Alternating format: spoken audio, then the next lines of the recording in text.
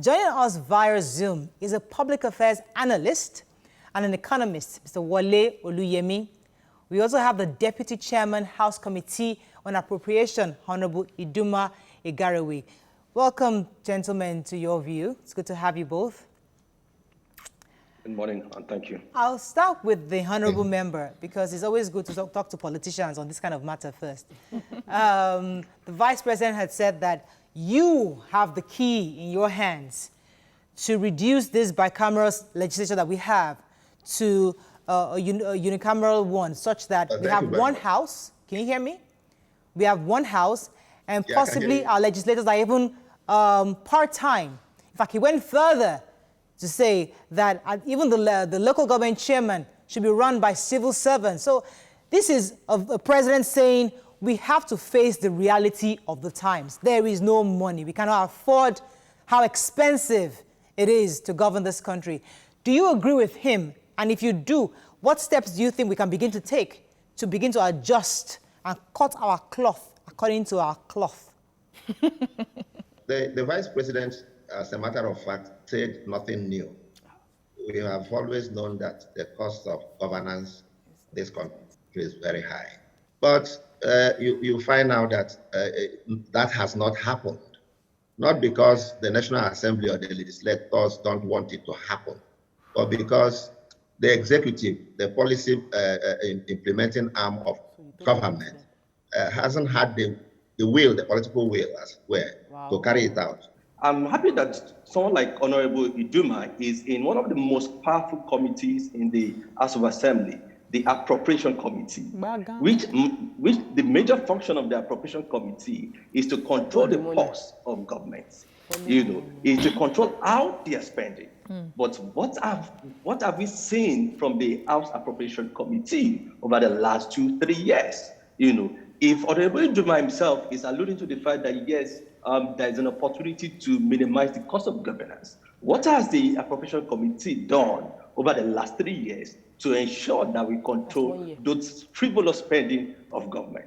Thank you very much. Let me really make the point, and I think I have made this point, that we are only an arm of government whose core mandate is to make laws.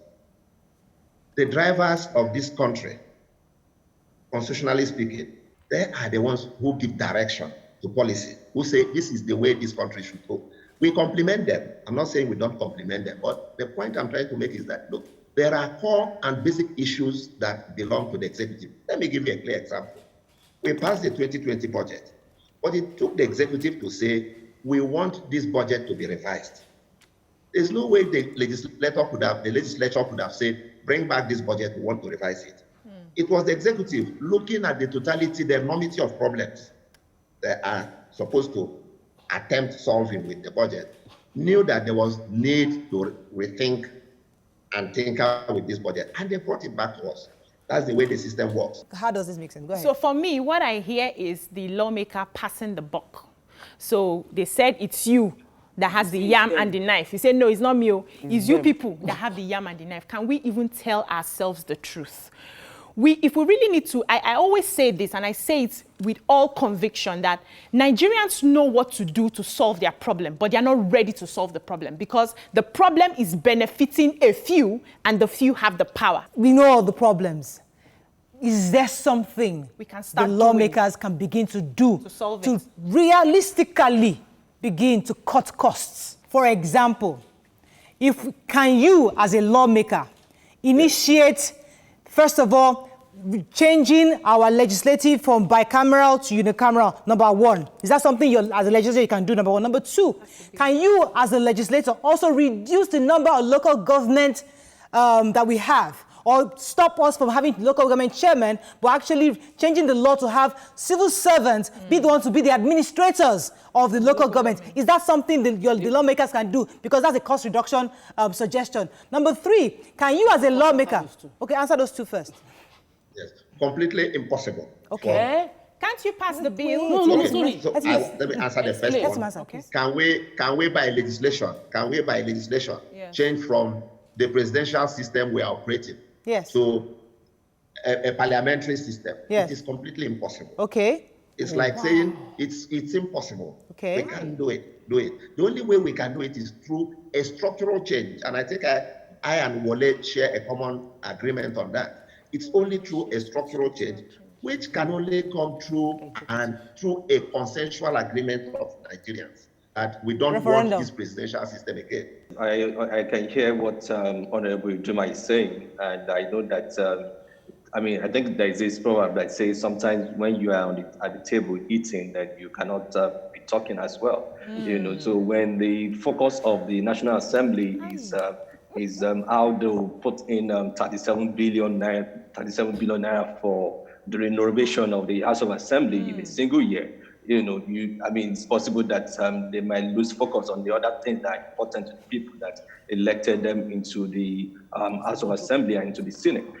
So I'm not really surprised that, yes, a lot of things that we would have expected the National Assembly to help us challenge the executive arm of government, that they are still struggling to even understand what's going on. But the issue is we all of us need to be conscious of the fact that, yes, we are in a serious problem. The Nigerian economy is not as big as we thought it used to be, and we have serious revenue deficits, and we have spending efficiency issue. You can watch Your View on TVC every Monday to Friday, 9 a.m. to 10:30 a.m. Nigerian time on DSTV channel 418, GOTV channel 27 and channel 47, StarTimes channel 121 and channel 307, Play TV channel 801 and channel 190, UHF 49, Sky channel 515 for UK viewers.